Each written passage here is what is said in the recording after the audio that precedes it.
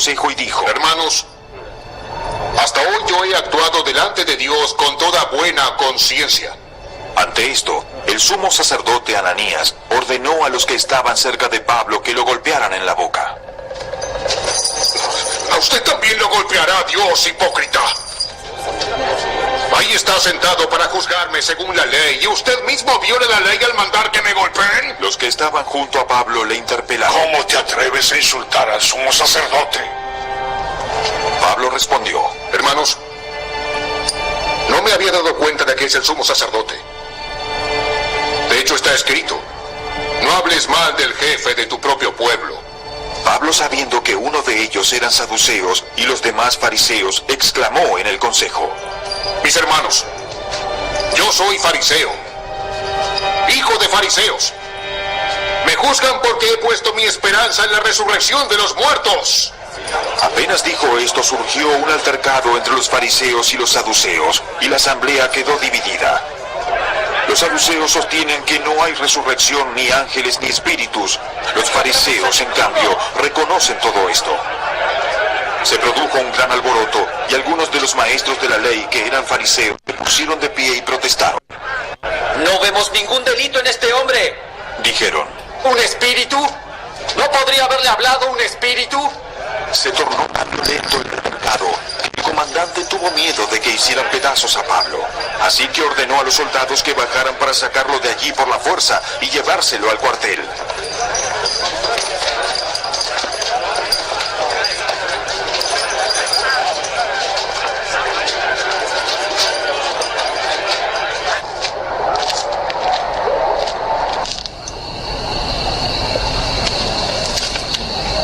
A la noche siguiente, el Señor se apareció a Pablo y le dijo: Ánimo. Así como has dado testimonio de mí en Jerusalén, es necesario que lo des también en Roma.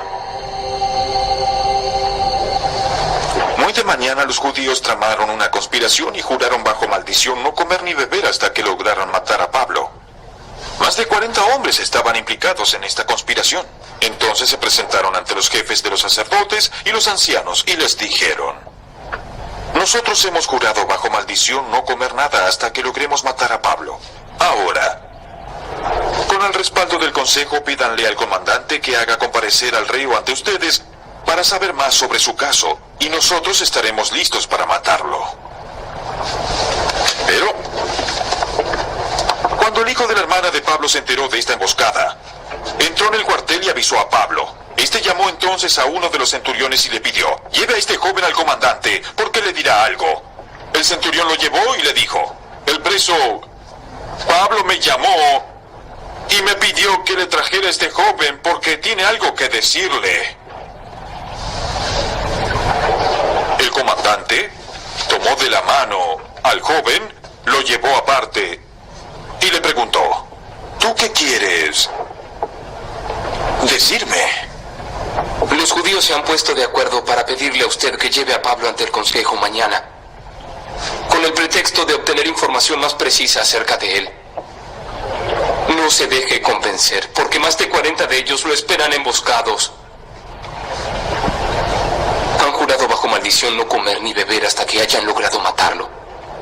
Ya están listos, solo aguardan a que usted les conceda su petición. El comandante despidió al joven con esta advertencia: no le digas a nadie que me has informado de esto. El comandante llamó a 2 de sus centuriones y les ordenó: alisten un destacamento de 200 soldados de infantería, 60 de caballería y 200 lanceros para que vayan a Cesarea esta noche. Y preparen cabalgaduras para llevar a Pablo sano y salvo al gobernador Félix. Escribió una carta que decía: Claudio Lisias, a su excelencia el gobernador Félix, saludos. Los judíos prendieron a este hombre y estaban a punto de matarlo, pero yo llegué con mis soldados y lo rescaté porque me había enterado de que es ciudadano romano. Yo quería saber de qué lo acusaban, así que lo llevé al consejo judío. Descubrí que lo acusaban de algunas cuestiones de su ley, pero no había contra él cargo alguno que se mereciera la muerte o la cárcel. Cuando me informaron que se tramaba una conspiración contra este hombre, decidí enviarlo a usted enseguida. También le ordené a sus acusadores que expongan delante de usted los cargos que tengan contra él. Así que los soldados, según se les había ordenado, tomaron a Pablo y lo llevaron de noche hasta Antípatris. Al día siguiente dejaron que la caballería siguiera con él, mientras ellos volvían al cuartel.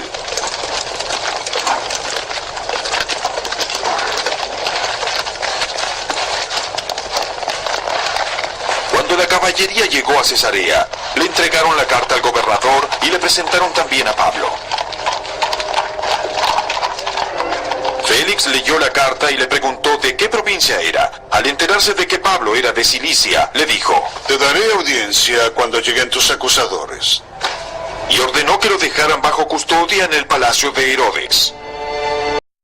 Ahora sí nos da una idea un poquito en forma dramatizada de lo que nos dice el texto.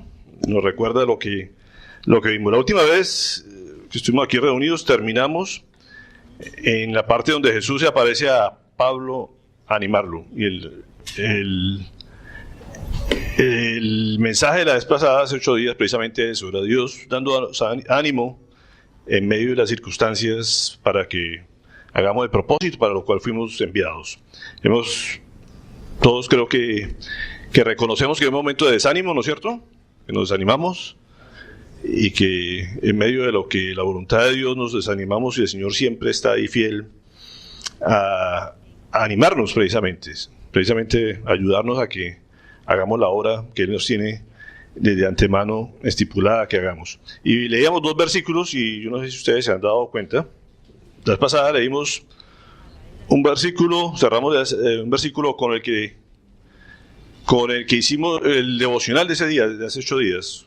No sé si se lo percataron, que el devocional que yo les envío por chat a los que miran el chat era el Deuteronomio 31:6, por si lo quieren, y con ese cerramos la charla hace 8 días, porque me pareció muy oportuno que el Señor nos está hablando a través del devocional, nos está hablando a través de su palabra aquí, que decía: sean fuertes y valientes, no teman ni se asusten ante esas naciones, pues el Señor su Dios siempre los acompañará, nunca los dejará ni los abandonará. Una promesa del Señor hablándonos hace 8 días. Y después de eso puse, y con ese cerré las charlas hace 8 días, Salmos 138:8. Y hoy, para los que si no han visto el chat, nos enviaron ese chat con ese versículo. O sea, la vez pasada cerramos con ese, aparte del devocional que nos llegó hace 8 días, y hoy nos envía este, y me llamó mucho la atención porque no estaba planeado ponerlo hoy, pero sí, aunque pase yo por grandes angustias, tú me darás vida. Desde 7. Contra el furor de mis enemigos extenderás la mano. Tu mano derecha me pondrá a salvo. El Señor cumplirá en mí su propósito. Tu gran amor del Señor perdura para siempre. No abandones la obra de tus manos. Y con ese fue el último versículo de hace 8 días. Y con ese hoy nos despertó el Señor en el devocional. Entonces me encanta cuando está confirmando, estamos sintonizados con la voz del Señor. Y aquí cerramos ese día con el pasaje donde el Señor está animando a Pablo en medio de su desánimo, seguramente, como les decía. No hay familiares, no hay iglesia, todo el mundo en contra de él, los mismos judíos por los que él tanto amaba, todos en contra de él, en medio de un calabozo seguramente, y el Señor va hasta allá a animarlo, decirle: así como viniste a testificar de mí aquí en Jerusalén, así lo tendrás que hacer en Roma. Pero el viaje a Roma no estaba claramente planeado. O sea, ¿cómo iba a llegar a Roma cuando en Roma precisamente hablábamos de que no aceptaban a judíos, que antes habían expulsado a todos los judíos, y el Señor lo iba a llevar a través de unas circunstancias bien especiales? ¿Cómo sucede esto? Como decía el versículo 12, hubo una conspiración, lo veíamos ahí en el texto anterior. La conspiración era que ellos decían: vuélvanlo a sacar aquí a la plaza, ¿cierto? Para que nuestros líderes religiosos lo juzguen. Pero en el camino ellos no pensaban juzgarlo, sino en el camino hacer un atentado contra él y acabar con su vida. O sea, la idea con Pablo era desaparecerlo, y había una una estrategia especial para que él no tuviera oportunidad de defenderse y que pasara por un juicio, sino que habían jurado que lo iban a matar en el camino a través de un ayuno. Habían hecho un ayuno, ¿cierto? Con maldición, digo, bueno, no sé qué habrá pasado, porque la hora que dice, hasta que no lo matemos no vamos a parar el ayuno. Entonces me imagino que todavía están ayunando porque no pudieron, se murieron de inanición, no sé. Pero hicieron una promesa ante Dios que cayera maldición sobre ellos si ellos no hacían eso. Imagínense hasta dónde llegan las palabras de la gente insensata, ¿no? O sea, ellos dijeron, facilito, sale aquí, 40 y pico de hombres, menciona ahí la Biblia, 40 y tantas personas se ponen de acuerdo para hacer una promesa ante Dios de que si no lo mataban, mejor dicho, cayera maldición sobre ellos. Mire lo peligroso que es la boca. Y no se dan cuenta que los mismos conocedores de la ley del Señor, que hacen estas estrategias, se suponen, nunca habían leído Isaías 8:10. No sé si lo miramos. Isaías 8:10. Dicen, tracen su estrategia, pero será desbaratada. Propongan su plan, pero no se realizará. ¿Por qué? ¿Nadie está leyendo? No. Porque Dios está con nosotros. ¿No? O sea, no importa lo que el enemigo planea hacer para acabarnos. Dice, eso no se va a realizar.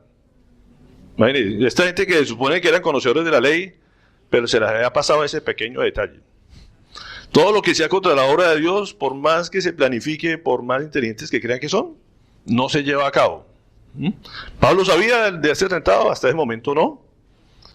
¿Cómo hizo Dios para que se enterara de eso y cómo hizo para que le avisara al general en ese momento? A través de un muchacho, de un niño que estaba pasando en ese momento seguramente por ahí y oyó las maquinaciones y lo que hablaban los sumos sacerdotes y el Sanedrín y la gente que gobernaba en ese momento a los judíos, y oyó. Dice la palabra de eso, ¿no es cierto? Y vemos eso, que el sobrino de Pablo, la primera vez y la única vez que se menciona al hijo de la hermana de Pablo y la familia de Pablo, la familia terrenal. Nunca más en la Biblia se menciona nada de ellos. Lo único que vemos aquí es que sí tenía una hermana, que tenía un hijo, y que este hijo fue el que se enteró de esto, que le avisó a Pablo, ¿cierto? A través seguramente de su hermana. Los niños se acuerdan de que en esa época no lo tenían en cuenta, y no se tenían en cuenta ni siquiera para decir hay un niño escuchando y nada, o sea, nadie los tenía en cuenta. Pero este niño era sobrino de Pablo y le avisó a Pablo. Nunca vemos ninguna relación, ni que se haya quedado él con su familia, ni que haya ido a visitar a su familia. Nunca la Biblia nos menciona por algo. Aparentemente, nunca, pues acuerde de dónde viene Pablo. Pablo era un judío, un fariseo de la clase privilegiada de Jerusalén, ¿no es cierto? Lo que los historiadores y la gente supone es que la familia siguió siendo fariseo, y por eso podía estar en los sitios donde los fariseos y los grandes, porque los fariseos todos eran de la clase alta, importante de la ciudad, y no cualquiera se podía arrimar a ellos. O sea, era una gente bien especial. Entonces, para que un niño de estos estuviera en medio de ellos, seguramente es porque la familia siguió siendo farisea, incluida la hermana y sus demás familiares, y el niño probablemente estaba ahí. Entonces, es probable que ellos nunca, no se menciona que se han vuelto cristianos ni nada, pero el Señor utiliza a esos familiares de todos modos, ¿para qué? Para que le dicen, mire, a Pablo lo van a matar. La hermana lo manda al niño y le manda a decir con el niño de que lo van a matar y que le avise al general, y Pablo lo que hace es mandarle a su sobrino al general para que lo haga. Pero este muchacho, este sobrino de Pablo, hace algo que no mucha gente hace. ¿Qué es lo que mucha gente no hace? Actuar. Porque muchas veces oímos las cosas, los problemas, las situaciones, y este muchacho oyó, creyó de que eso era cierto, porque alguien puede quedarse con el rumor. Ah, sí, eso dicen por ahí que lo van a matar, pero este muchacho le creyó y actuó. O sea, se movió. O sea, no se quedó en forma pasiva, sino que este niño hubiera podido quedar ahí, ¿no es cierto? Que es lo que mucha gente a veces hacemos en medio de los problemas. Oímos y no hacemos absolutamente nada. Este muchacho sí vio la circunstancia, actuó y llevándole este mensaje a la mamá, Y en medio de esto también vemos a Pablo que recoge el mensaje, se lo da al centurión que era el que lo guardaba, ¿cierto? Y el centurión le manda a decir, ¿a quién?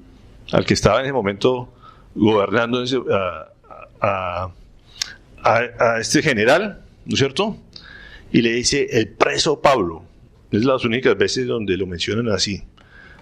No dicen ni el apóstol Pablo, sino el preso Pablo. Y uno diría, ¿verdaderamente estaba preso? ¿Quién estaba más preso? Esto de medio de sus mentiras y o esto porque se supone que estaba en una cárcel. O sea, había dos formas de estar preso, ¿no es cierto? Estos que estaban esclavos del pecado y las mentiras y las artimañas, y estos que estaba, se supone, en una celda, pero que el Señor le había dicho que lo iba a llevar a Roma. Él ya sabía para dónde iba, los otros no sabían para dónde iba. Y aquí se le menciona en medio de este texto de que el preso Pablo lo iban a matar. Y es curioso eso. Y como digo, lo que el Señor planea, lo hace. Y lo hace de una forma que a veces nadie se espera. Él le dijo, te voy a llevar a Roma. Hasta ese momento nadie sabía cómo lo iba a llevar a Roma, ni cómo iba a parar a Roma, como decía, cuando el mismo emperador Claudio había dicho que no quería ver a ningún judío por ahí en su territorio y había sacado a todo el mundo. Y utiliza nada menos que 470 soldados. O sea, no lleva como a cualquiera, sino que lo lleva una comitiva, ¿cierto?, de 470 soldados. 10 veces más utiliza el Señor que la gente que estaba conspirando con ellos. Si uno ve, estaban 40 y pico tratando de atentar contra él. Y Dios le dispone una comitiva de 470 soldados entre caballería, lanceros y de todo. ¿Para qué? Para que lo lleven sano y salvo. Fue la instrucción que dio este general. Mire las cosas de Dios que hace. O sea, dice, lo están atacando 40, yo lo voy a poner a 470 para que lo protejan. Pero que va para allá, va para allá. También lo importante, un operativo y no es esa cualquiera, la importancia del tipo. Pues dicen que en ese momento podía tener 3.000, 4.000 soldados Roma en esa región, y que utiliza buena parte de sus soldados, o 10%, para llevar a un solo hombre, sano y salvo, al sitio. ¿Para qué? Para protegerlo de todos modos. Él no se atrevía a juzgarlo, no se atrevía a condenarlo, más bien. El hombre vio de que condenarlo, dijo, yo me deshago, ¿cierto? Y antes de que me lo maten aquí, y más si es un ciudadano romano en la que me voy a meter. Pero pues uno dice, hacer un movimiento de 470 soldados, lo que suma las cifras que nos da la palabra, muestra el operativo tan enorme que Dios utiliza para que Pablo llegue sano y salvo. O sea, se va hasta una ciudad intermedia y después deja solamente la caballería, pero dice, toma todas las medidas necesarias para que este hombre se cumpla la voluntad de Dios. ¿Él sabía que estaba sirviéndole a Dios? No.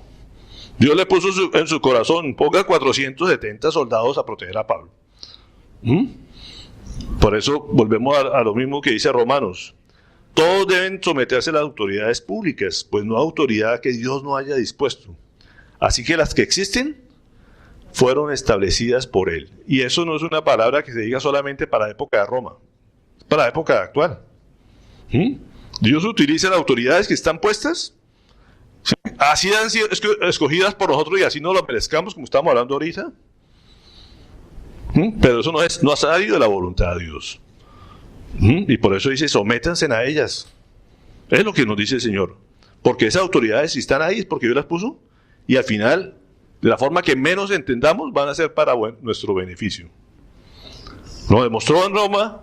Siempre vemos a Roma como que no, eso es tiempo pasado. Seguimos bajo el Imperio Romano. Vivimos bajo las leyes romanas. Roma sigue siendo, existe todavía.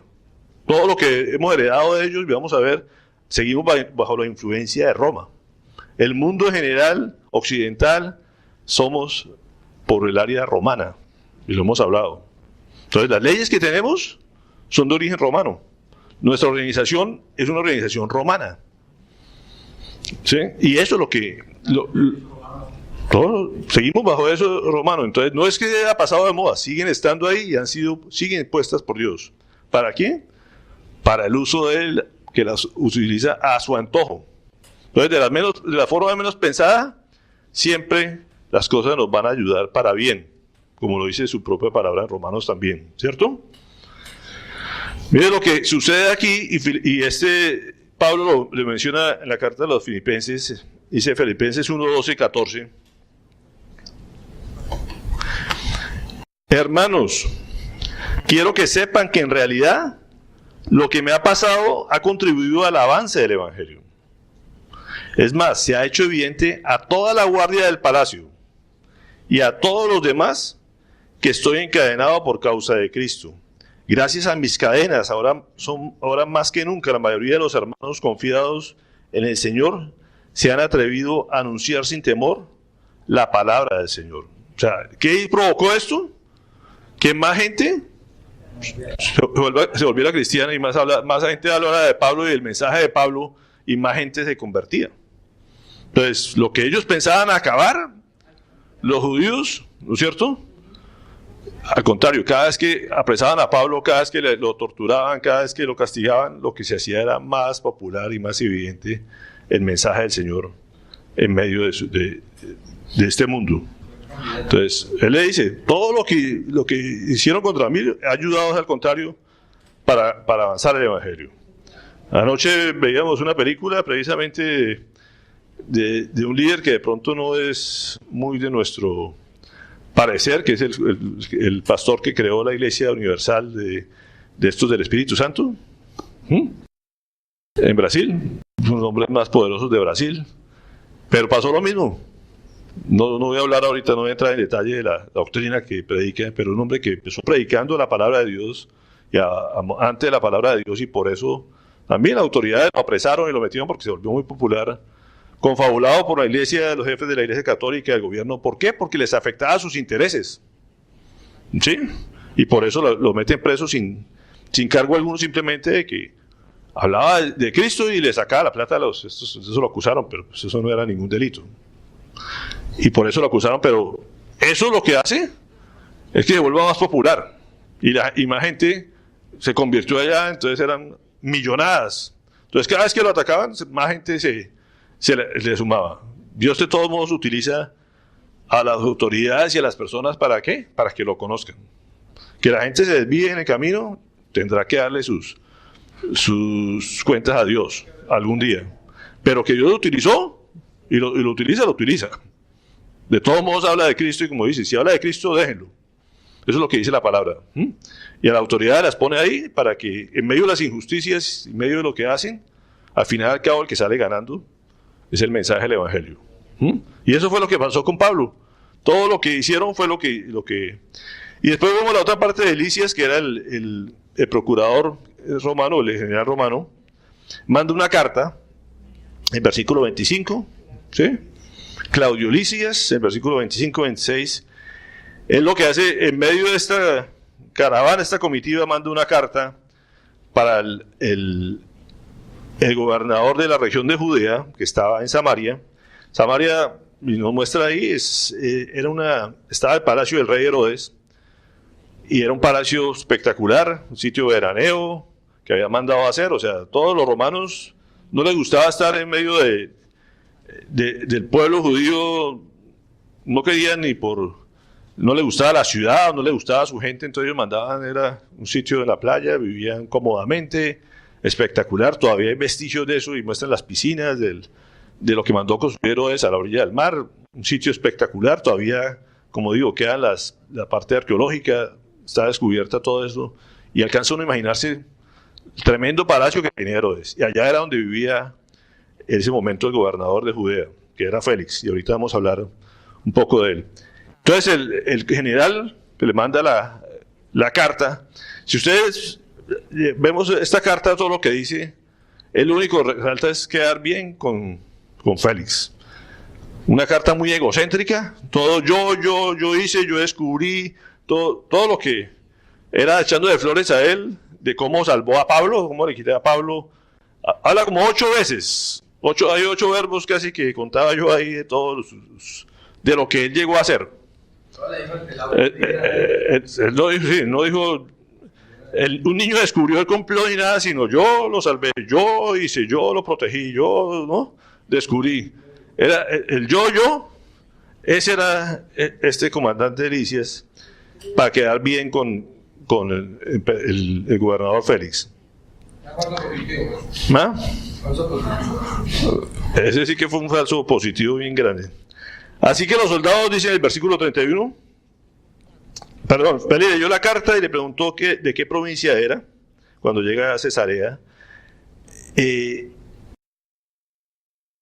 Al enterarse de que Pablo era de Cilicia, le dijo, te daré audiencia cuando lleguen tus acusadores, y ordenó que lo dejaran bajo custodia en el palacio de Herodes. Entonces fíjese que de una cárcel judía vemos a Pablo ahora en el propio palacio del rey Herodes. O sea, le cambiaron de celda a un palacio.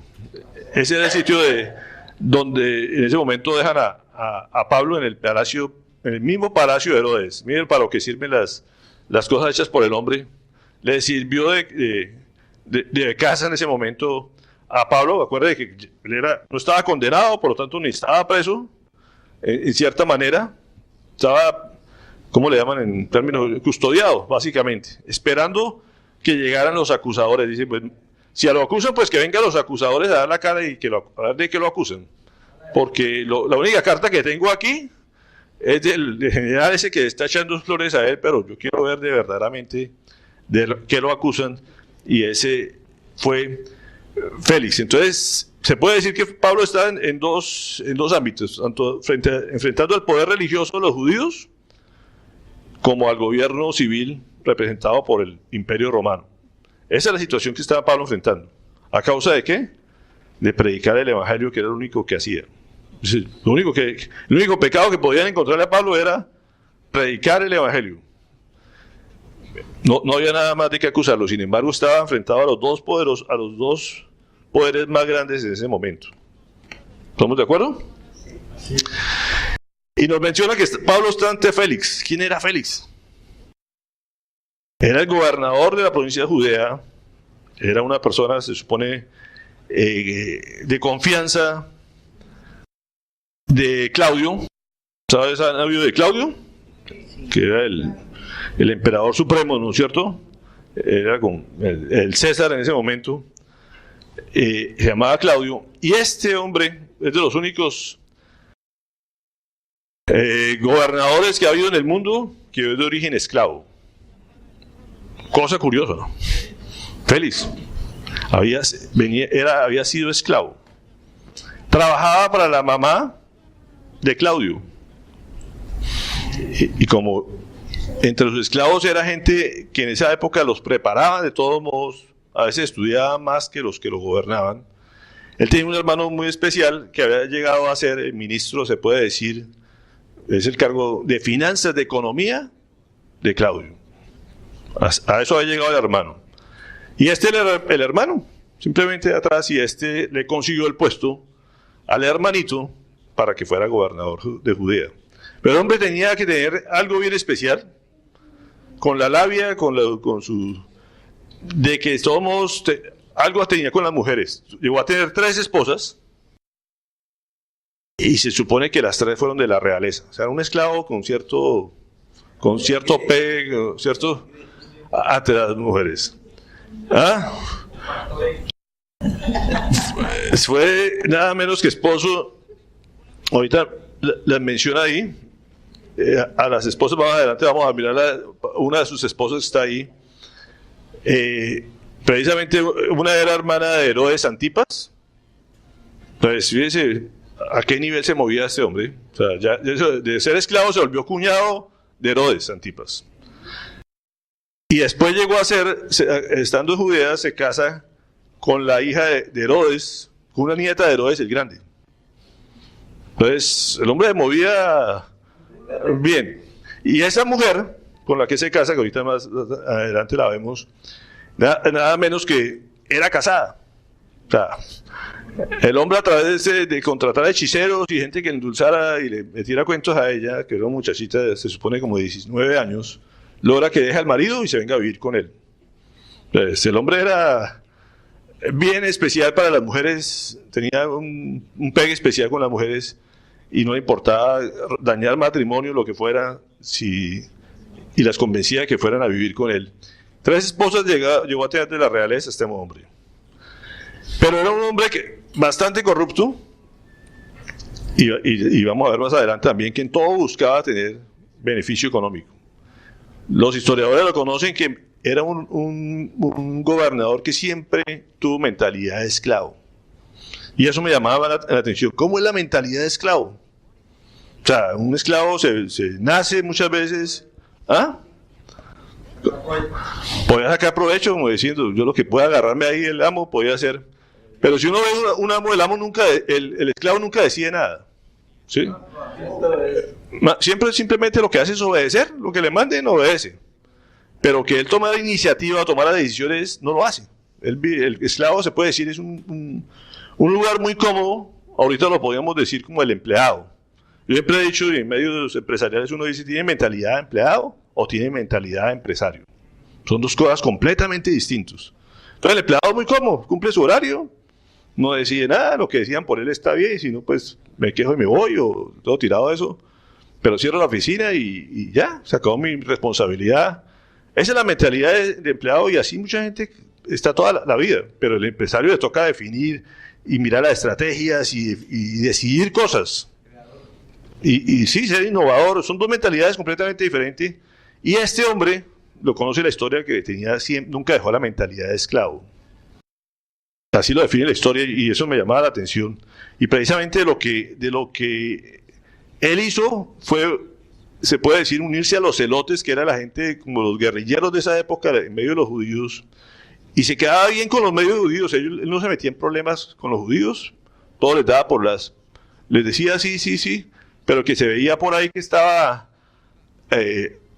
poniendo problemas en medio de los judíos. Entonces contrataba a los celotes y en medio de las reuniones llegaban esta gente y lo que hacía era meterle una puñalada, que por eso se caracterizaban, y desaparecía la gente. Entonces este formó una especie de sicariato en medio de eso para quitarse la resistencia. Esa fue la estrategia de él, que eran los luchadores por la libertad, le llamaba así. Pero eran unos asesinos a sueldo, simplemente. Eso fue lo que él hizo y generó muchos problemas hasta el punto que lo llaman un día de Roma y lo destituyen, que es por otro hombre que vamos a ver más adelante, que es el que termina. Pero lo que termina haciendo es, lo acusan a yo no he sido, vengan los acusadores, y ahorita vamos a ver que todo le saca la vuelta. O sea, él nunca decide nada, sino busca que otros decidan por él, y por eso es parte de la mentalidad de esclavo que él tenía, y por algo Dios lo puso en ese momento, en ese lugar, en ese momento histórico, para que no decidiera el destino de Pablo, porque él podía decir, mátenlo, ¿sí? Y decía, si es lo que quieren los judíos, podría uno decir, pues desaparezcalo y ya quedan todo el mundo contento. Pero como no decidía nada, y él fue el personaje que Dios puso en ese momento, pues no decidió. Entonces lo dejó viviendo en el palacio de Herodes. Entonces fíjense que como el Señor utiliza a los gobernantes al que quiera. ¿Para qué? Para que al final se den lo que Él tiene planeado. Aquí hay algo bien interesante. Si ustedes empiezan el versículo 24, dice, 5 días después de haber pasado esto, el sumo sacerdote Ananías bajó a Cesarea con algunos de los ancianos. 5 días después, el sumo sacerdote Ananías bajó a Cesarea con algunos de los ancianos y un abogado llamado Tértulo para presentar ante el gobernador las acusaciones contra Pablo. Cuando se hizo comparecer al acusado, Tértulo expuso su caso ante Félix. Bajo su mandato disfrutamos de un largo periodo de paz y gracias a la previsión suya se llevaron a cabo reformas en pro de esta nación en todas partes y en toda ocasión. Y reconocemos esto con profunda gratitud. Lo agradecemos, excelentísimo Félix. Pero, a fin de no importunarlo más, le ruego que con la bondad que lo caracteriza, nos escuche brevemente. Hemos descubierto que este hombre es una plaga que por todas partes provoca disturbios entre los judíos. Es cabecilla en los nazarenos, una secta. Incluso intentó profanar el templo. Por eso lo prendimos. Y usted mismo, al interrogarlo, podrá cerciorarse de la verdad de todas las acusaciones que presentamos contra él. Los judíos corroboraron la acusación afirmando que todo esto era cierto. Cuando el gobernador con un gesto le concedió la palabra, Pablo respondió: Sé que desde hace muchos años usted ha sido juez de esta nación, así que de buena gana presento mi defensa. Usted puede comprobar fácilmente que no hace más de 12 días que subí a Jerusalén para adorar. Mis acusadores no se encontraron discutiendo con nadie en el templo, ni promoviendo motines en las sinagogas ni en ninguna otra parte. Y tampoco pueden probarle a usted las cosas de que ahora me están acusando. Sin embargo, sí confieso que adoro al Dios de nuestros antepasados siguiendo este camino al que algunos llaman secta. Pues estoy de acuerdo con todo lo que enseña la ley. Creo en lo que está escrito y tengo en Dios la misma esperanza que estos hombres profesan, de que habrá una resurrección de los injustos y de los justos. Entonces, en todo esto procuro conservar siempre limpia mi conciencia delante de Dios y de los hombres. Después de una ausencia de varios años, volví a Jerusalén para traerle donativos a mi pueblo y presentar ofrendas. En esto estaba, habiéndome ya purificado, cuando me encontraron en el templo. No me acompañaba nadie, ni estaba implicado en ningún disturbio. Pero los que me vieron eran judíos de la provincia de Asia, y son ellos los que deberían estar delante de usted para formular sus acusaciones, si es que tienen algo contra mí. De otro modo, los que están aquí deberían declarar qué delito hallaron en mí cuando comparecí ante el consejo. A no ser lo que en su momento exclamé en presencia de ellos. Es solamente por la resurrección de los muertos por lo que hoy me encuentro procesado delante de ustedes. Entonces Félix, que estaba bien informado del camino, suspendió la sesión. Cuando venga el comandante Lisias, Él dijo: decidiré su caso.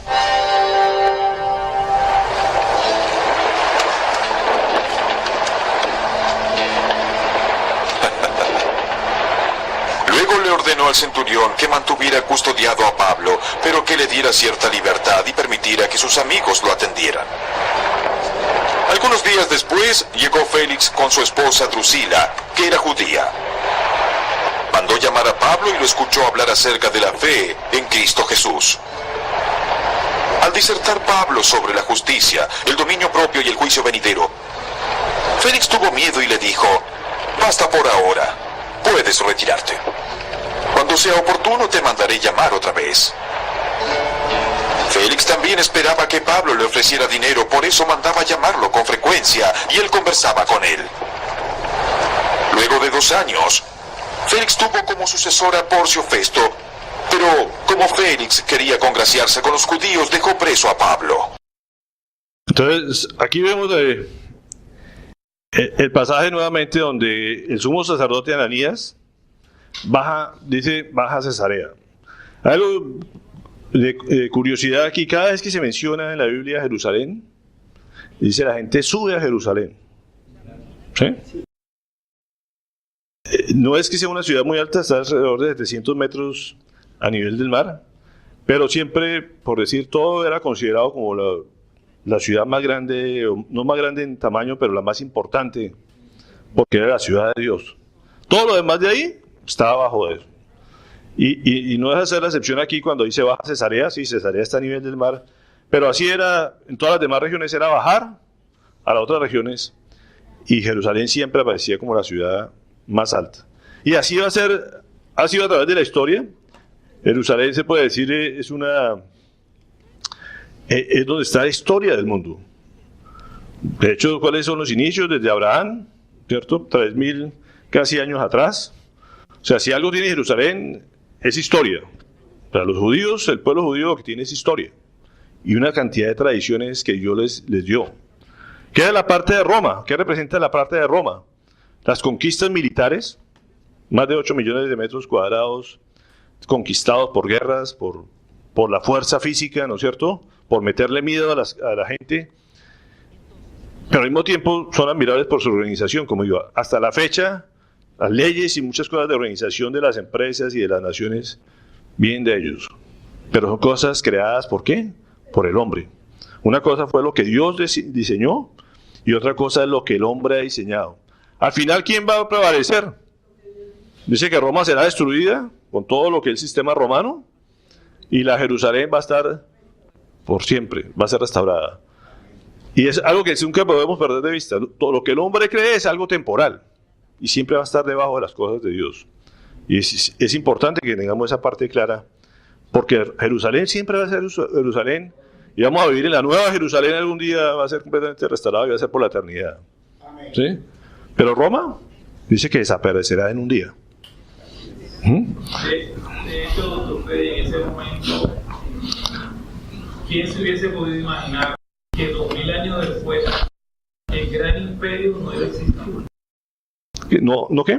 No iba a existir. Sí y no. Como le digo, Roma sigue existiendo. El legado. No. Como imperio, como territorio, como kilómetros cuadrados, ya no existe. Ahora, el legado es que aún existe, ¿no? Que continúa, pero me refiero a territorialmente, todo ese dominio, todo ese... Creo que ahora es mucho mayor. Lo que pasa es que está disfrazado. Porque lo que hace el hombre precisamente son esas cosas que se meten, como otras cosas, pero seguimos bajo el Imperio Romano y cuando uno entra a estudiar la parte de profecía de Apocalipsis, lo que habla precisamente es de esa Roma que se metió en todas nuestras vidas, en todo nuestro sistema, como decía, hasta los días de adoración, nuestros días de la semana, todos estamos bajo el Imperio Romano en el sentido de que, como dijo, ¿dónde está este momento el centro de la religión? En Roma. Dice al final de la Biblia que todos los reyes de la tierra y todos los presidentes de la tierra, todos se arrodillan y se postran ante ese poder que está allá. O sea, siguen teniendo el poder y lo manejan por debajo de cuerdas porque siguen estando en las decisiones del mundo entero. O sea, uno ve cómo definen cosas con Rusia, cómo definen cosas con Estados Unidos. Ellos manipulan y están en todos los imperios. Entonces, no ha habido otro imperio después de ese, y la Biblia lo menciona así, o sea, es el último imperio, pero es el último hasta que él vuelva. Pues básicamente es el imperio del hombre y de la religiosidad, que es la que sigue gobernando a las naciones. Entonces, es debatible, como digo, en ese sentido, porque ellos siguen en control de muchas cosas. Aquí estos países todos le rinden pleitesía ahorita con la venida del Papa. O sea, aquí se paraliza el país porque viene el Papa.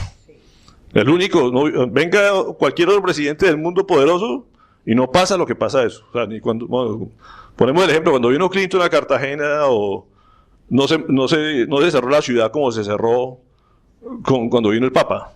O sea, Clinton no pasaba y lo veía casi caminar por entre las cuadras y las comitivas y uno podía estar ahí. Con el Papa no nos podíamos mover. Entonces son cosas que uno ve que siguen ellos manejando el mundo a su antojo. Siguen teniendo. ¿Quién tiene el poder? Ellos. Lo que ellos decían allá se hace. ¿Sí? Entonces siguen estando bajo el imperio. Después de los romanos no ha habido nada más.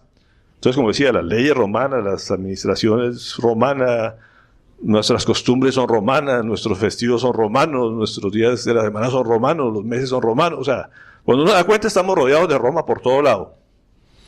Esa es la realidad. Pero siempre va a estar las cosas de Dios por encima. Así ellos no se den cuenta tampoco. Ellos siguen siendo manejados por el Señor. Dice uno, ¿cómo hacía Ananías? O sea, más de 100 kilómetros, cuando uno ve la parte geográfica, son casi 100 kilómetros de Jerusalén a Roma. A Cesarea. Ananías tenía aproximadamente 80 años. Cuenta la historia más o menos en este momento, el sumo sacerdote. Un hombre de 80 años echarse un viaje de 100 kilómetros para ir a contar la historia o a llevar acusaciones que él mismo no había realizado. ¿Se dan cuenta de esto? ¿Qué lo motivaba a un hombre de 80 años a echarse ese viaje para defender qué? O sea, ¿por qué lo motivaba era mantener su estatus? Si uno mira lo que pasó en este momento, ¿quiénes empezaron a acusar a Pablo? ¿Ananías? No. Eran gente de otras regiones de Asia que fueron los que acusaron a Pablo. ¿Dónde están en este momento? Desaparecieron, como digo. Estos son de los que echan la piedra y después se esconden. O sea, los que empezaron a acusarlo no volvieron a aparecer en escena. ¿Ah? Él pedía que vengan los acusadores. Los acusadores no vinieron. Vino después que qué era lo que le afectaba. Él era de los saduceos que no estaban a favor de la resurrección, y por eso Pablo después dice, a mí lo que al final al cabo me están acusando aquí, por lo que estoy aquí, es por hablar de la resurrección de Cristo, porque ellos no creían en eso. Y ahí se formó el alboroto y fue donde todo se desvió hacia eso, y al final lo que más le molestaba era eso. Pero lo que, en cierta manera, lo que Pablo predicaba iba en contra de los intereses de él, que era que no haga más sacrificio en el templo, ya no es necesario porque Cristo fue el último sacrificio. Y la gente hacía los sacrificios en el templo todas las semanas, y eso implicaba dinero. Entonces la gente daba sus ofrendas y todo al templo, y cuando dice es que el templo se va a acabar, pues Cristo dijo eso y esto no, y acabamos la religiosidad, pues ellos se quedaban sin poder decisorio y económico. Entonces él tenía que ir a defender su estatus, su poder. Es lo que Ananías lo motivaba a echarse ese viaje de 100 kilómetros, en cierta manera, para ir en contra de Pablo, que acabaran esa amenaza de Pablo. Para él era una amenaza, o para el sistema. Y además contrata a un abogado, era Tértulo.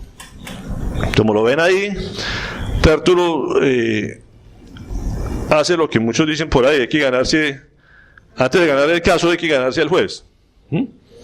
Si se gana el juez y le echa flores, porque uno lo que ve, todo el saludo que le da, ¿no es cierto? Excelentísimo Félix. Dice, bajo su mandato hemos disfrutado un largo periodo de paz, empieza así. Tan en paz estaban que les tocaba utilizar 400 y pico de hombres para defender a uno solo. O sea, ¿cómo sería la paz que tenían ahí, que en cualquier momento... Esa es la realidad, que había mucha violencia, mucho sicariato, había fomentado el sicariato, o sea, de paz no había nada, pero él empieza a adularlo a Félix. Tértulo tiene que ver mucho con lo que él hacía. ¿Ya han oído el término tertulia? Viene ahí. Tipo que era orador, hablador, o sea, y eso era con el perdón de los abogados, pero eso es lo que muchas veces hacen, ¿no? O sea, del uso de la palabra, lo que hacen es confundir, ¿no? Y en la actualidad es así. Muchos de los grandes abogados no es los que más conozcan las leyes, sino el que más utilice las palabras y más confunda y más engatuse al juez. Y el juez pues oye unas versiones y a ver quién echa mejor el discurso, y a ese le cree, ¿cierto? O sea, la mayoría muchas veces termina decidiendo es quién le echó mejor el cuento, más que lo que digan las propias leyes. Y ese Tértulo pues era especialista en eso, y eran muchos que se dedicaban a eso en ese momento, y lo contratan para ir a defender el caso. Muchos de los sumos sacerdotes ni siquiera sabían el latín, entonces tienen que buscar una persona que se hable el mismo idioma y conozca las leyes romanas. ¿Para qué? Para que logre sus objetivos. Entonces mire que esta gente se echa el viaje y además le meten billete para poder acusar a Pablo en forma lo mejor posible. Y una de las cosas que hay que siempre tener miedo con estos aduladores, que como dice, si usted lo adula a alguien mucho, téngale cuidado porque ese es malo. O sea, y la misma palabra lo dice Proverbios 26-28, dice, la lengua mentirosa odia a sus víctimas, dice, la boca lisonjera lleva a la ruina. O sea, ojo con los aduladores o los lisonjeros. Es un consejo que el Señor da a través de Proverbios, y Proverbios 26 habla mucho de esto. Hay muchos versículos ahí que pueden encontrar de tener cuidado con esas personas encantadoras que le echen muchos elogios. Ojo con eso, porque después viene a pedir el favorcito, ¿sí? Esa es la realidad. El que pide, que echa muchas flores, después le pide el favorcito. Pablo recibe 3 acusaciones en este pasaje. El primero, que el hombre se va contra la imagen propia de Pablo. Le dice, este hombre es ¿qué? Una plaga. ¿Sí o no? Es la primera acusación que él hace, se va contra la persona del mismo, dice, esta persona es una plaga. ¿Qué es una plaga? Una cosa que destruye, en teoría, una cosa que se propaga, ¿no es cierto? La traducción en sí, de plagas viene la palabra golpe. Entonces uno podría decir, pues sí, en eso sí tenía razón. Si alguien golpeó las estructuras y cosas de los sacerdotes y de los intereses de las personas, era Pablo. Pero lo que quería era decir, esta persona está acabando con todo. Entonces, pues sí, en cierta manera acababa con todo, pero de los malos intereses que tenían algunos hombres. Pero lo quería ver pues como una amenaza para los judíos y para el imperio. Eso lo dice en el versículo 5. Dice que por todas partes anda provocando disturbios entre los judíos y es cabecilla de la secta de los nazarenos. Entonces, básicamente lo estaba acusando en la parte política también, como sedición. O sea, este hombre está revoloteando a la gente y si algo no permitían los romanos era que se unieran mucha gente a hacerles, porque ahí sabían que se les podía formar una revolución. Entonces él dijo, yo le meto por ahí para acusarlo de que el hombre está alborotando a la gente. Esa fue la estrategia de él. Y le dice, parece que tienen una secta, ¿no es cierto? O es cabecilla de la secta de los nazarenos. Los nazarenos, como hemos hablado algunas veces, era una gente considerada de segunda, era una amenaza, eran los desechables, lo que nadie quería saber de ellos, eran los que y entonces digo, me voy a meter por el lado de los nazarenos, cuando Pablo no tenía nada que ver con los nazarenos, el que era más bien nazareno era Jesús, ¿no es cierto? Que hemos hablado varias veces de lo que significaban los nazarenos, pero decirle nazareno a alguien era algo despectivo, o sea, ya era poner en contra al gobierno. Y me llamaba la atención por ahí, escuchaba estos días precisamente que fue lo mismo que los motivó a decir cristianos, y de hecho por eso la gente decía nazareno o cristiano, porque ambos términos eran completamente despectivos. Y a mí me llamaba la atención de cristianos, de verdad, no era una cosa que porque se caracterizaban por amarse unos a otros, porque es lo que oíamos en Antioquía, que en Antioquía fue el primer lugar que lo llamaban cristianos, pero no era porque se amaran mucho y que fueran tan agradables, sino en una forma también despectiva, que quiere decir cristiano, cristie, de Cristo, y ano de qué?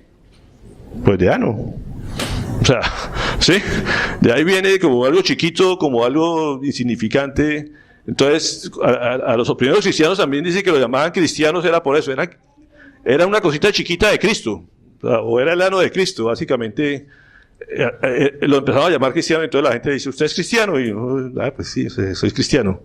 Pero cuando ve el origen de eso, también era una cosa completamente despectiva que utilizaban para llamar a estos cositas chiquitas de Cristo. O sea, apareció el término inicial. Entonces, nazareno era lo mismo. Estos tipos ahí de segunda, está haciendo una secta de eso, que van a volver, es peligroso.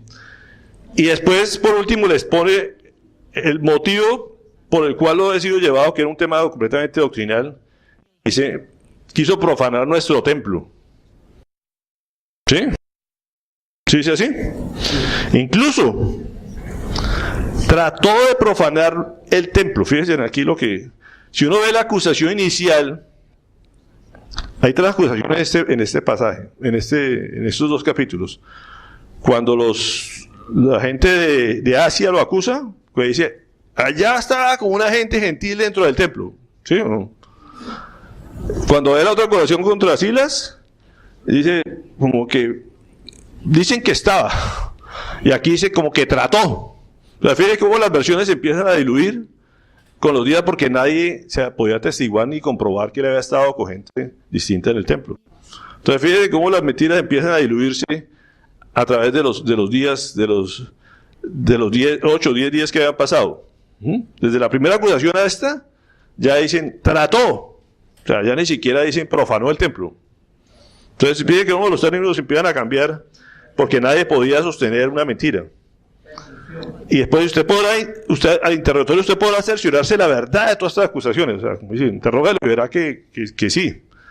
¿No? Pero nadie se atrevía a confirmar. Y los judíos decían que todo eso era cierto. Termina el versículo 9. Y viene la defensa de Pablo. ¿Qué podía defender Pablo? ¿Cuál sería la defensa de él? Pues decir simplemente la verdad.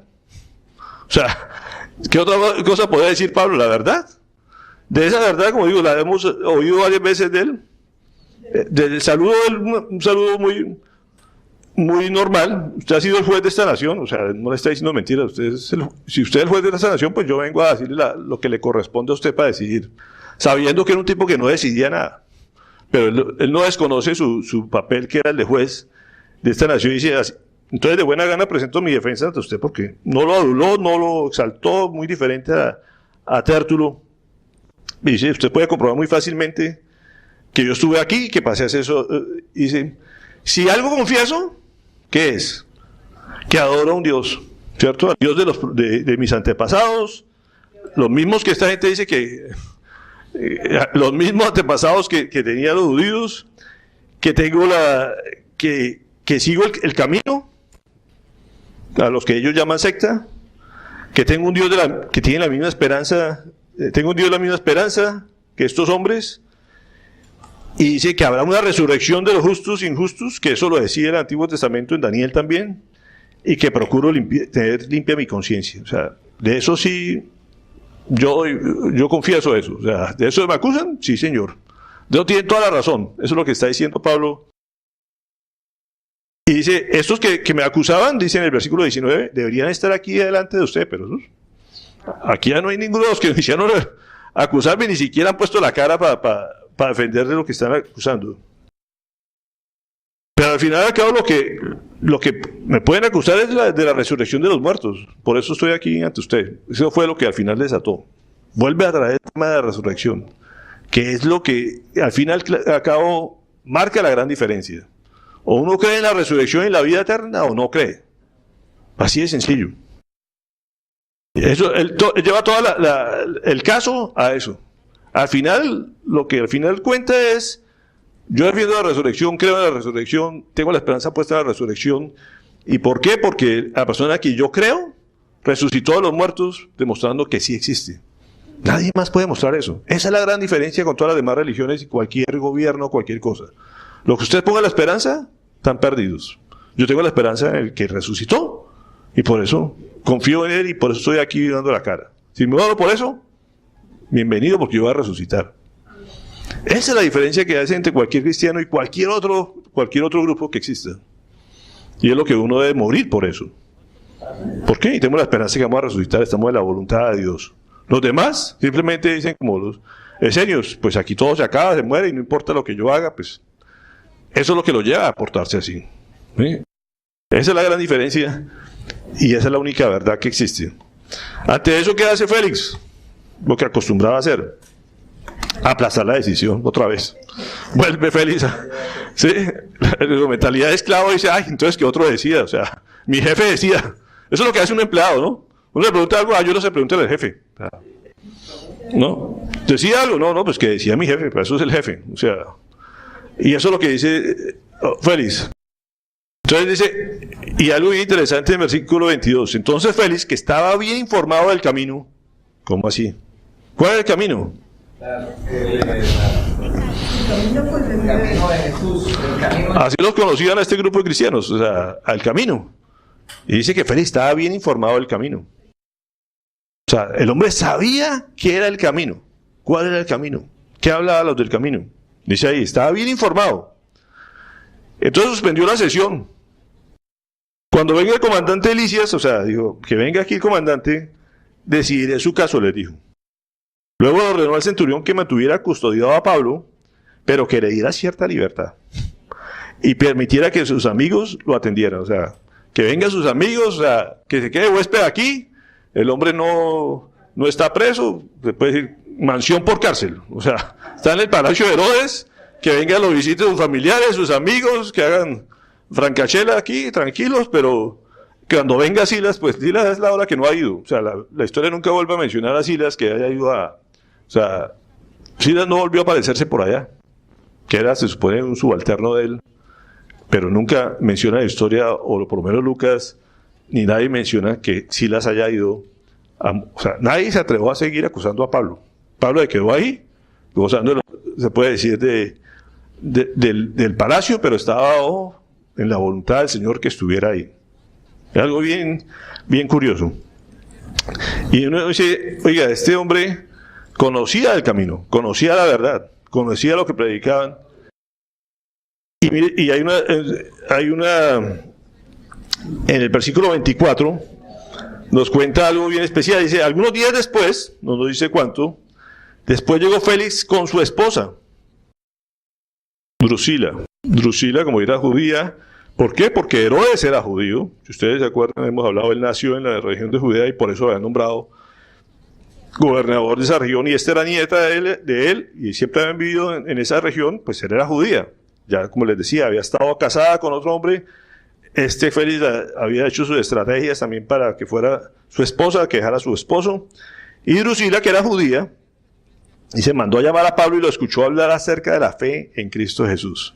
Fíjate que ella conocía, porque era judía, conocía la ley judía, había oído del camino, le había comentado seguramente a su esposo, el hombre estaba bien enterado de qué era el camino, y se ponen a oír, a escuchar, hablando de la fe a Pablo. Al disertar Pablo sobre la justicia, y aquí es interesante, el dominio propio y el juicio venidero, Félix tuvo miedo. Cuando alguien tiene miedo, es porque cree en eso que le provoca el miedo. O sea, el hombre tiene convicción. Si alguien le dice un cuento a uno y uno no cree en nada de esa vaina, uno le resbala. Pero cuando el hombre empieza a hablar de la justicia, el hombre dice, miércoles, yo toda la gente que he matado sin juzgarlo, me le robé la esposa al otro. O sea, tengo un problema de dominio propio. Sí, porque no, o sea, si uno menciona por qué Pablo le menciona la justicia, o por qué menciona aquí la justicia y el dominio propio, un tipo que ha tenido varias mujeres, era porque no tenía dominio propio. O sea, el hombre era muy dado a caer en la tentación.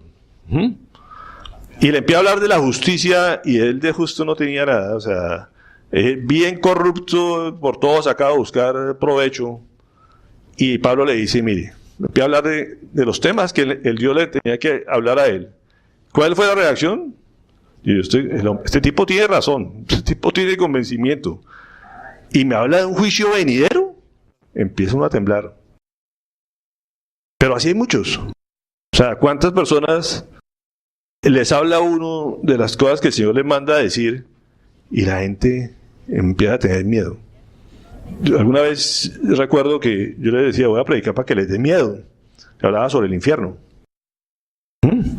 Y la gente salió muerta del susto. Y mucha gente me dice, de hecho, cuando llegamos aquí al hotel, la gente me dijo, oye, yo recuerdo, yo estaba el día que usted predicó del infierno. Yo no sé si por eso nos dio este salón. No sé si por el susto todavía que nos prestó este salón. Pero mucha gente como él me decía, y me dio miedo ese día. Y cada vez que yo mencionaba la palabra, me da miedo todavía. Pues esa era la idea, pero no era que se quedaran con el miedo, sino que salieran del miedo convirtiéndose. O sea, cuando uno se convierte al Señor y se libra del infierno, pues se acaba el miedo. Pero hay gente que prefiere quedarse con el miedo. O sea, es increíble, pero la mayoría de gente se queda con el miedo. Y eso fue lo que le pasó a Félix. O sea, te digo, no solamente esas personas, hay familiares, gente que dice, oiga, yo estoy seguro que me voy para el infierno y estoy muerto de susto. Ajá, y entonces, ¿por qué no se convierten? ¿Para qué? No se convierten. Entonces, una cosa muy difícil es estar convencido de algo. A veces la gente llega al punto de convencerse de que está en pecado, pero no se convierte. No toma la decisión, no deja la mentalidad de esclavo para ser libre. Porque si el Señor dijo, yo vengo a hacerlos libres del pecado. Que deben de ser esclavos del pecado. Pero la gente queda como Félix, que no se atreven a tomar una decisión. ¿Por qué? Porque ahí se me dan los intereses personales.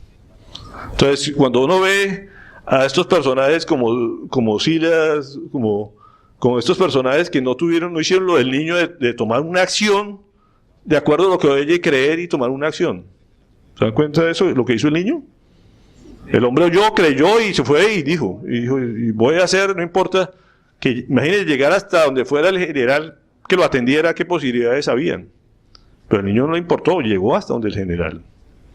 ¿Se dan cuenta de eso? ¿Por qué? Porque tomó la decisión de actuar. Y la obediencia de actuar, así fuera porque su madre lo mandaba.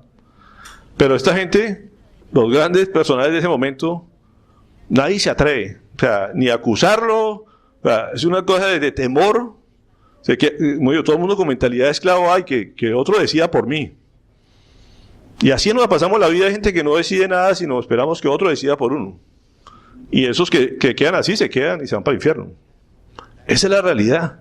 Y Félix fue uno de esos que, como digo, tuvo la posibilidad, imagínense, dice la palabra, estuvo casi 2 años con él, oyendo a Pablo predicar. Fue consejero. ¿Ah? Yo fui consejero. Sí, lo tuvo ahí su huésped en su casa 2 años. ¿Ustedes pueden imaginarse?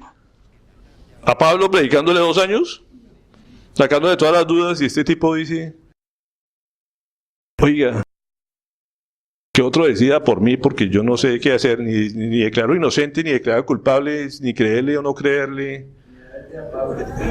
Y uno dice, no se convirtió. O sea, después de un tipo de estos, prefirió quedarse en el adulterio, quedó mirando la extorsión, la corrupción que en ese momento tenía. Más adelante nos lo dice. Mire la oportunidad que perdió, dice Félix en el versículo 26, esperaba que Pablo le ofreciera dinero. ¿Vale? ¿Cómo sería tan corrupto? El hombre dijo, si este vino aquí, me dice que para llevarles una ofrenda a las iglesias de allá, debe ser porque el hombre maneja plata en forma, o sea. Entonces el hombre con la excusa dijo, pues aquí lo tengo para que me eche el cuento y toda la cosa, y de pronto una platica que saque de aquí. Y dice, y el hombre, pero fíjate cómo le dice, por eso mandaba a llamarlo con frecuencia y conversaba con él. O sea, el hombre, con tal que fuera por la corrupción, lo llamaba y le ponía a escucharle todos los mensajes de Pablo. Dice, transcurridos 2 años, Félix tuvo como sucesor a Porcio Festo, pero como Félix quería congraciarse con los judíos, dejó preso a Pablo. O sea, el hombre, con tal de quedar bien, ahí lo dejó. Oiga, ¿cómo pierde esa oportunidad este hombre de convertirse? Dios le manda al mayor, al más duro, para que le hablara a él, para que lo tuviera en su casa hablándole. Y confiado en las cosas terrenales, en su poder, en su prestigio, en su parte económica, en sus instintos corporales. O sea, dice, no, yo no me convierto. ¿Ah? Cierra los ojos. Entonces Jesús, rey, Dios, estuvo frente a Pilato, y Pilato no lo vio. Sí, o sea, y Dios todo lo que hace para llegar a estas autoridades se supone que ha puesto aquí en la tierra, para que ellos también se salven, ¿no? Y vamos a ver después también cuando lo llevan con el propio emperador romano, que lo van a llevar también, y le va a decir, por poco me vuelvo cristiano, o sea, y todos por poquito se quedan condenados por la eternidad. ¿Ah? Esa es la vida.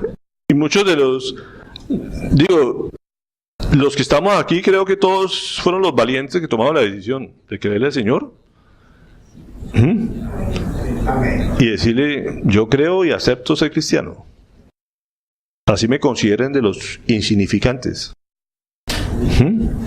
Pero mucha gente, no importa el nivel educativo que tengan, el nivel de prestigio que tengan, prefieren eso a darle el sí al Señor y decirle, sí, te acepto que sea mi Señor y me transforme la vida.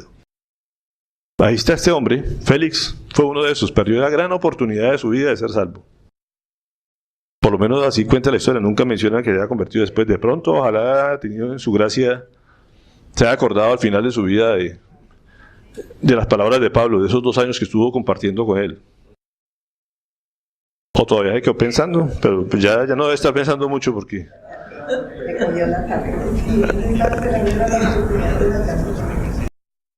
Sí, él estaba empezando otra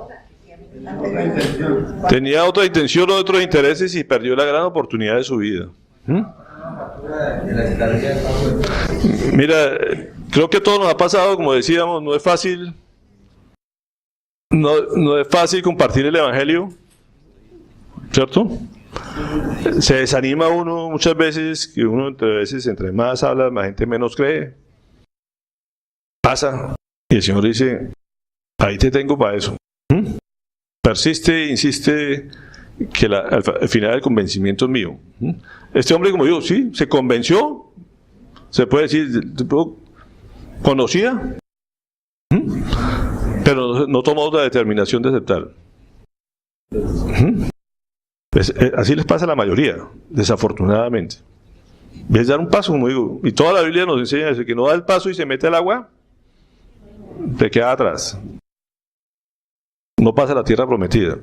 Ustedes ven el pueblo judío en todas sus travesías, le decía, avancen y den un paso, metan al agua, y ahí esperen ver mi obra. Si no lo hacen, pues se quedan del otro lado. Y así, desafortunadamente, lo mismo en la actualidad.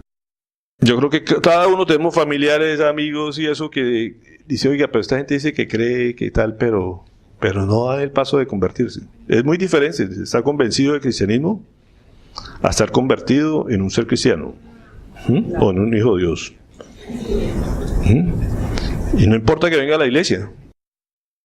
Aquí las iglesias están llenas de gente a veces que están convencidas y dicen, yo estoy en lo correcto, pero no veo mis prácticas anteriores porque se me daña el prestigio, se me daña la parte económica, se me daña el negocito. Eso es lo mismo que le pasa a Félix. Y seguimos con personas así, y creo que cada uno tiene que examinarse a ver si no estamos dentro de ese grupo. ¿No es cierto? Porque es una cosa, examinémonos de verdad, ¿qué tanto tengo de Félix o qué tanto tengo o de Tertulio, que hablo mucho o adulo mucho? O sea, cada personaje que el Señor nos muestra es para que nos muestre si tenemos algo de eso o tenemos algo del otro.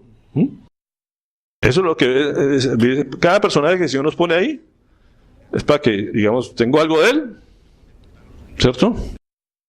En la iglesia, si todo hay gente aduladora, hay doctor o pastor y eso le llena a uno y uno sale y ve, ¿para qué le sirve toda esa vaina? O sea, sí, puros cepillos si al final eso no sirve para nada. Hay de dos personas nos encontramos y uno tiene que revisarse. Hoy prefiero ser como el niño este que sí, o yo creyó y actuó. Esa es el que nos debe servir en este ejemplo, este muchachito que estaba, o este sobrino de Pablo, que no dice si al final sí se convirtió o no, pero por lo menos era una persona que mostraba que obedecía y que actuaba, ¿cierto? ¿Preguntas, comentarios o algo hasta aquí?